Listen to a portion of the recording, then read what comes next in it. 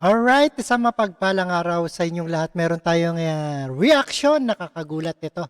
Ito ay isang edited ba nanalo ng 698 million sa picture. At tinalakay ito ni Rapi Tulfo at kasama ang mga PCSO at kung bakit. At 699 confirmed na edited. At panoorin po natin ang buong detalye dito sa Senate of Hearing. Alright, no Isang other tao Pardo? sa 600, I think this the other day, 680 something million. Okay. Ang tanong ko po, yan ba sa online nanalo o yung sa betting station? Over the counter po yan, yung sa traditional betting Over the station.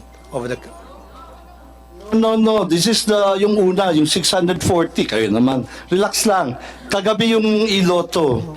Hindi, sa iloto ba ito? Yung sa 600 something Parehong 600 yan, million. At maswerte ang isang nanalo daw. million? Relax lang, easy.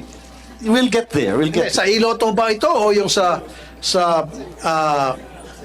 Lotto Agent Station? Last night po, Mr. Chair, it was 698 million ang pinatinamaan po. Kaya nga po, yung tumama na yon, saan po siya bumili ng ticket? Sa iloto po. Sa iloto. Good. Now, Alright, ayan, sa iloto raw is the world's first. nanalo. Continually at bumili adjustable ng eyewear. loto. Ayan, panoorin po natin yan. sa executive session, I need to know kung sino yung nanalo. Kasi nga po, merong mga balita nakarating sa amin na katropa nyo na po yung nanalo. Totoo yan. Kaya ako na-brought up yan kasi inopen up ni Senator Coco yung tungkol sa mga pagpanalo-panalo na yan. So, mamaya mag-executive session tayo para masiguro na talagang hindi po katropa ninyo. Kasi yun po yung kumakalat na balita ngayon na hindi ko pinakinggan. Remember, hindi ko tinalakay yan until sa dumating si Senator Coco. So, kailangan ko yung pangalan, identity nung nanalo. Especially sa iloto pala siya nanalo. Kasi meron pong balita, 30 million na po ang ininvest ng tropa ninyo para manalo doon sa 690 million na yan. Tumatango si Ma'am Javier. Pero yan po ay, siyempre yan po yung sabi-sabi nila. Para maalis yung sabi-sabi na yan, mamaya po sa executive session, gusto ko malaman yung identity ng taong yan para makagawa kami ng mga research. Kung kinakailan mag-hire ako ng private detective para masiguro na hindi connected sa tropa ninyo itong nanalo. Kapag halimbawa, after mag-hire ako ng private detective at na-trace na talagang, lumitaw na talagang hindi galing sa inyo, then sasabihin ko rito na yung ay chismis lamang, walang katotohanan. Pero pag lumitaw sa ginawang investigasyon, I might even use the NBI, DICT, private detectives, CIDG, lahat ng mga agencies ng gobyerno para gumawa ng cross-checking, LTO, PSA, kung connected ba o hindi, or SEC, connected ba o hindi sa mga kasamahan nyo dyan sa PCSO, itong nanalo. So mamaya sa executive session, Senator Coco. Maganda po itong bill ninyo, Mr. Chairman, na na-file ninyo. Well, at any rate, Mr. Chairman, ilan na ba itong lotto games na authorized by the PCSO? We have the big ones. We have The jackpot games we are have the 5, Mr. Chair. Five. We have the 642, the 645, the 649, 655, and then the 658. Over the Christmas period, we increased the jackpots of all these 5. Yes or no? Yes, Mr. Okay. Chairman. For the 642 and the 645, 100 million. For the 649, 655, and 658, 500 million. One time. The plan was to do it one time. May I know the legal basis? We are allowed to, we have a prize fund, Your Honor, prize fund reserve, and we are allowed to use this to spur the sales. para magawin natin na exciting and inviting yung game. For each game, fix na yung kanyang minimum jackpot eh. For every new draw, kung tinamaan yung jackpot, a new draw, balik siya sa minimum jackpot. So, that must have been fixed by mathematics. The probability of hitting 642 is ilan ba? 1 in 9 million? Basta, okay, and then that's why it deserves a certain jackpot. So when you made the jackpot all of a sudden 100 million, but the odds did not change, are you allowed by law to do that? The board is allowed, your chair, Mr. Chairman. That's why we have the prize fund reserve. It's precisely for this purpose. How is it stated in the law? We have a prize fund reserve for the purpose of Make it. It's just the discretion of the board to add to the jackpot. add into the jackpot. Yeah.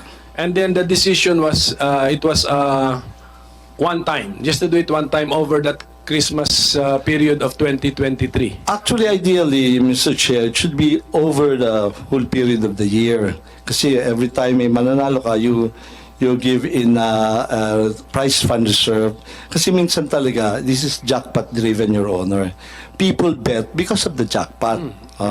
So kung mababa ho, medyo matamlay po, that is the time when you pump in the prize fund reserve. What is the tenor of the board resolution that you will enhance the jackpot one time or?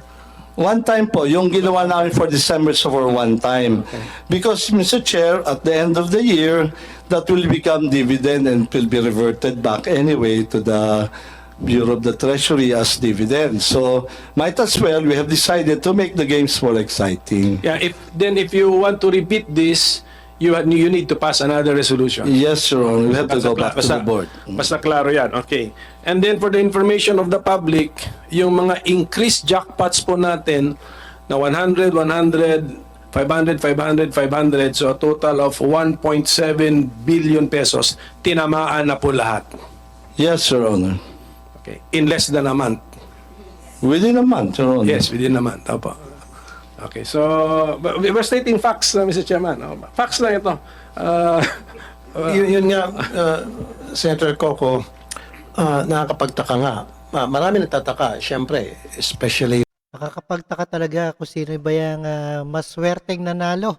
Dapat ideklara nila at para hindi malito ang mga taong bayan na tumataya ng loto. yung mga mananaya na ang bilis na manalo ngayon sa PCSO, especially na the fact na hindi naman pwedeng sabihin Dati 20 tao na nanalo dyan. Bakit ngayon isa na lang?